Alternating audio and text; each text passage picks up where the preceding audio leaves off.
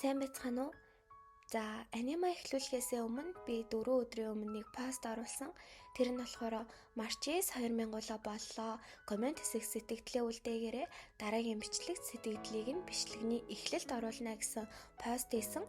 Постны доор 8 комент байсан. Тэгээд амлсан ёсороо тэр 8 комментэд гоё хариулаад хөрхөн тусгал болгоод авчиг гэж батсан. Тэгэхээр одоо тэрхүү 8 комменттэй бөөндөө танилццгаая. За, эхний 2 коммент нь болохоор нэг хүнээс ирсэн коммент байсан. The creator of Pig Fiction, I'm rooting for you гэд. Баярлалаа. Амар гоё коммент явуулсанд. За, дараагийн коммент нь болохоор боломжтой бол энэ дараа Yamishi Bai гэдэг анимыг яриад өгөөрэй. Short horror төрлийн аним байгаа. Анги болгон нэр өөр юм гардгаа гэсэн мэсэн. Yamishi Bai гэдэг гоё аимшиг аним байгаа яриад өгөөрэй гэдгсэнсэн. Нэг анги дээрээ Yamishi Bai болохоор 4-5 минут байдаг. Тэгээд би тавчлаад ярьлаа гэхэд 2-3 минут олон. Тэгтээ яг хуу аль болох талаас нь үнэхээр болвол Yamishi Bai ярьж өгнө. Тэгээд комментээр ирүүлсэнд баярлалаа. За, Junji Ito'г дуусгаад дараа нь ямар аним ярих гэж байна гэд коммент ирсэнээс нь би болохоор Junji Ito'г дуусгаад Junji Ito Maniac гэд Netflix дээр гарсан бас цуврал нь байдаг. Тэрнийг бас ярих гэж бодож байгаа. Гэхдээ бас өөр илүү гоё сонирхолтой анимуудыг таад минь бас комментээр үлдээгээрэй гэж хүсэж байна. За, хяад дараагийн коммент нь болохоор Parasite аним гэсмэсэн. Тэгээд Parasite-ыг болохоор би багахта дүнгиж аним үзэж эхэлж байхдаас хамгийн анх үзчихсэн болохоор бас Parasite-ыг ярьж өгч болъё шүү. Амар сонирхолтой гоё аним байгаа. Тэгээд комментээр ирсэн баярлалаа. За, тэгээд хамгийн сүүлийн коммент нь болохоор мандах нарангаас хай гэсэн байна. Хай мандах нараа. Тэгээд бичлэгийг маань үзэж бас дэмжиж байгаад маш их баярлалаа. Үргэлжлүүлэн дэмжээрэй гэж хүсэж байна. За, тэгээд эцэст нь намайг дөнгөж бичлэг хийж байгаа. Бичлэг хийгээд нэх удаагүй байгаа ч гэсэндээ дэмжээд урмын үгээ хайрлаад санаа оноогоо хэлээд сэтгэлдээ хуваалцж байгаа та бүхэндээ маш их баярлалаа. Цаашдаа ч гэсэн дэмжээд илүү сонирхолтой бичлэгүүдээр уулзна гэж найдаж байна. Одоо ингээд Ito Junji Collection-ы 10 дугаар анги руугаа хамтдаа орцгоё. Үзцгээе. Миний өсөж төрсөн хотоос Фужи уулыг харж болдог. Маш том сүрлэг бас үзэсгэлэнтэй. Харах бүрт бодлыг минь цэгцэлж тайвширхад үргэлж тусалдаг байсан. Илүү удаан харан суухад буцаад гэртээ харахыг хүсгээргүй тийм мэдрэмж төрдөг. Манай байшингийн доод давхарт аамай жижигхэн шарсан махны ресторан ажилуулдаг.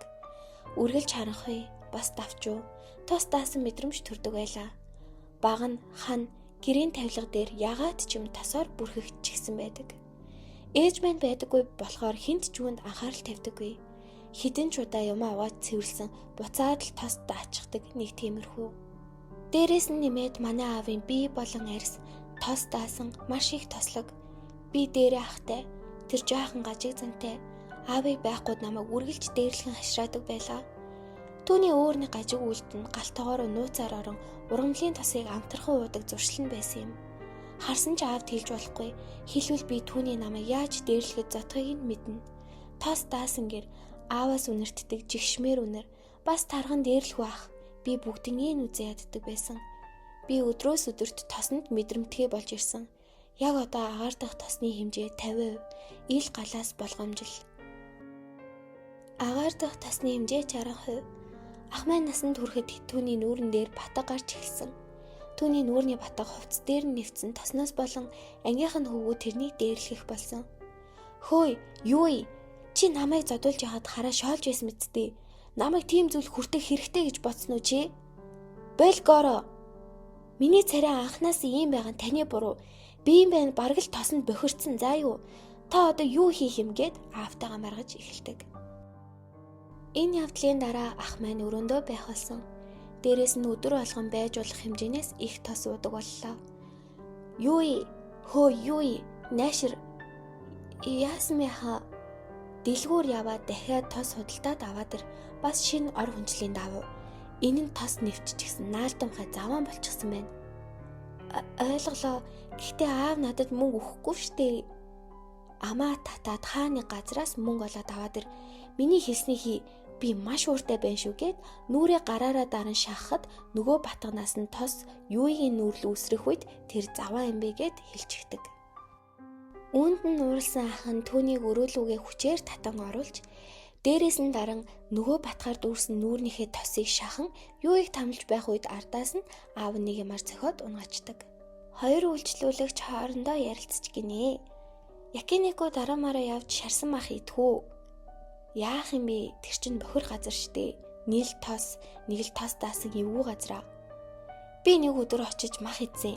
Мах нь бүр янзын зөөлхөн гой амттай байсан гэд зэрэд очтол нөгөө үйлчлүүлэгчдийн эдгийг хүсэжсэн мах нь аль хэдийн өчигдөр нь дууссан байдаг. Агаар дахь тосны хэмжээ 70%. Тэгээд би хачин зүүдэлж эхэлсэн. Зүүдэндээ би фүжиулыг харж байлаа. Тосоор урсах гол хаасайгүй тос. Барилга машин зам талбай гээд нийтийн радиогоор агаар дахь тосны хэмжээ 90%, агаар дахь тосны хэмжээ 90%. Ил галын дэргэд болгоомжтой байгаарай. Удалгүй миний нүрэн дээр батг гарч эхэлсэн. Өөртөө итгэх итгэлгүй болж би ч мөн адил гэртээ байх боллоо. Агаар дахь тосны хэмжээ 80%. Ахиад л зөөдлөнө. Фүжи уулнаас тос дэлбэрч би маш их тосон живж байна гэж зүүдэлж байгаад сэрээ тартал юуийн аав нь түнд ургамлын тос уулгачихсан зогсож байдаг. Аав одоо яаж байна? Юу чи сэрүүн байсан юм уу? Би чамайг харин өсөж байгаа юм болов гэд тос уулгасан юм аа. Байж бай да. Та сүүлийн хэдэн өдрүүдэд надад тос уулгадаг байсан юм уу? Үгүй. Чи галзуурсан байхаа. Би юу гэж тэгж байдгийг орондоо орлоо гэд гараад явдаг. Аав яалтчгүй надад сүүлийн хэдэн өдөр тос уулгасан гарцаагүй. Би тэр өдрөөс хойш илүү анхааралтай байх болсон. Бараг л унтахаа болсон. Шарсан махны газар маань үүдээ барьлаа. Аав бүр илүү их тос уух болж түүний бие арьс ер нь бүх зүйл тослог болж байлаа. Түүнийг вайн хэрэглэсний дараа маш их тос үүссэн байдаг бол ор хүнжлийн даавууд нь өмнөхөөс илүү их тос шингэсэн байсан нь амар. Нэг өдөр доод өрөөнөөс ямар нэгэн дуу гарах үед доошоо буун очиод хартал шал руу урсан зүйл бол цус биш харин хүрэн маш их тос урсаж байсан юм. Ингээд агаар дахь тосны хэмжээ 100%. Сүүлийн үед хөдөө ганцаараа амьдардаг эмээ нь юунаас ч юм айх болсон учраас түүнд тань болохоор явж буй эмэгтэй зураглалаар аниме эхэлдэг. Ойн дунд гүүрний цаанд дүнсийн гэрэлтэж харагдах эмээгийнх нь байшин яагаад ч юм гонигтай харагдана. Гүүрээр цааш алхах үед нэг настай хүн таарлах ба эмээгийнх нь найз юм болов уу гэж бодсон ч яавч амьд хүний шинж төрх халга. Эмээ хаалга онгойлгоорой. Би Каноко. Эмээ саяных юу байсан бэ? Саяных Кингора-сан. Миний аав ах байгаа юм. Айл эрт намайг хүүхэд байхад нас барсан. Тэр шүн бүр гүүрэн дээр байдаг. Өвөө чинь нас барж би энэ ганцаараа байгаа болохоор тэд орой бүр гарч ирдэг. Магадгүй намайг ганцаараа болохыг хүлээж байсан байх гэд эмээ нэрж байх зур гадаа маш олон хүмүүс шаагилдах дуу гардаг. Тасган нас барсан хүмүүс орой болгон ганцаараа амьдардаг эмээг нь гүүрэн дээрээс энэ мэдчлэн дууддаг байх нь. Магадгүй тэд түүний үхлийг ч хүсэж байж магадгүй юм. Кана, тэд шүнжин намайг дууддаг. Би бараг унтаж чадахгүй байна. Бас унтанч гэж бодгоо байлаа. Тийм болохоор би чамд бага насныхаа түүхийг ярьж өгөхөөр шийдлээ. Би энэ түүхийг чамд бараг анх удаага ярьж байгаа байх гэж бодож байна. Би энэ байшинд багасаа өсөж үндээсэн. Мөн бүх амьдралаа энд өнгөрөөсөн. Одоо бараг хүн үлдсэнгүй. Дээхэн үед ууг нь ихэнх нь амьд байсан. Тэр үед хачирхалтай оршуулах уламжлал бидний дунд байлаа. Миний санаж байгаагаар анхны тохиолдол нь Кингора саныг оршуулах ёслолын үеэр болсон. Оршуулах өдөр тосгоны бүх хүмүүс үхэхсдийг үтхийн тулд голын цахад цугулж байлаа. Тэр үед би ээжтэйгээ дээрээс харж байснаа сандаг. Ахыг нэг модон дээр хэвдүүлэн голын усанд урсгана. Бүгд залбирна. Гэвч ахын голд урсж байсан шарил гүүрний доогуур гарах ёстой байсан ч далиж ирмэгт цохигдсон гол живдэг. Энэ тохиолдол бол маш муу. Үүнийг харсан хамаатнууд Кингора-сан яалтчгүй азгүйд чихлээ гэж хоорондоо ярилцсан. Голыг ямар ч саадгүй давбал дараа төрлөө хурдан ойлгох, амьд байхдаа буянтай хүн байсныг илтгэх мэт ерөн сайныг бэлэгддэг. Харин саадгүй давж чадаагүй бол эсэргээрээ юм. Шогчи-сан 20 настайдаа нас барсан. Тэр бол тосгоны хамгийн том биетэй хүн байж үлээ. Бараг 2 метр өндөртэй. Гэвч түүний зүрх сэтгэл хүн шиг зөөлхөн байсан юм. Тэр миний анхны хайр бас сүйт залуу минь байсан. Түүнийг оршуулахад түүний бие хэд том бас хөшүүн байсан учраас гүүрний доод хэсгийн гарцанд уртаа шагацж орхисон. Тэр үедээ над руу нүдэн нээлттэй хараад ямар нэгэн зүйл хэлмээр байсан юм болов л гэж би бодсон. Түүний тэр үеийн харц намайг утгагүй ирээрэй гэж байгаа юм шиг санагдж байсан. Тиймдээ шүн тосгоны сүнснүүд намайг дуудаж хүлээдэг байх. Би маш их айж байна. Дээрээс нь надад тийм ч их цаг байгаа гэж бодохгүй байна. Эмээ, таал тэгэж бодоод байгаа болохоор тэд таныг хүлээж байгаа юм шиг санагдж байгаа штэ. Маргааш хоёлаа эндээс хурдан явцгаая. Кана, миний явах цаг болж байна. Намайг өхвөл газарт бол юу ч болж исэн намайг гол руу битгий хүүлээрээ. Би гол живхийг хүсэхгүй байна. Гэж хэлснээр эмээ нь ухаан алдан ундаг. Гэнэт Кана зүүднээсээ сэрлээ. Машин дотроо байх юм. Явж байхдаа нойрон хүрэн замдаа жаахан унтсан нь энэ байж. Үргэлжлүүлэн эмээгийнхээ гэрийн зүг хөдлөнө. Гэрийнхэн энд ирэхэд яг л ангийн эхлэлд гарч байсан шиг гүүрэн дээр нэгэн хөгшин зогсож байхын тэр осоотой сан дөнгөж сая өнгөрч өглөө гэж хэлэх үед хам хум эмээгийнхээ гэрлөө ортол тэр байсангүй. Гараад иртэл тосгоны өгсөн хүмүүсийн сүнс нь гүүрэн дээр хараач осоотой чан ирж байна. Осоотой хэмээн шаагилтан зогсно.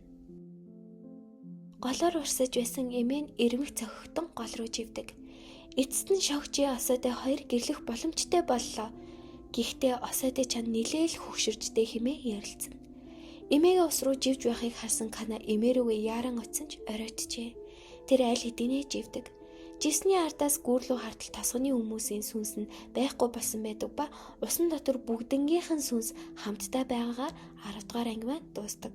Магадгүй тэдэнд тосгоны сүүлчийн хүн болох Канагийн эмээ хэрэгтэй байсан байх.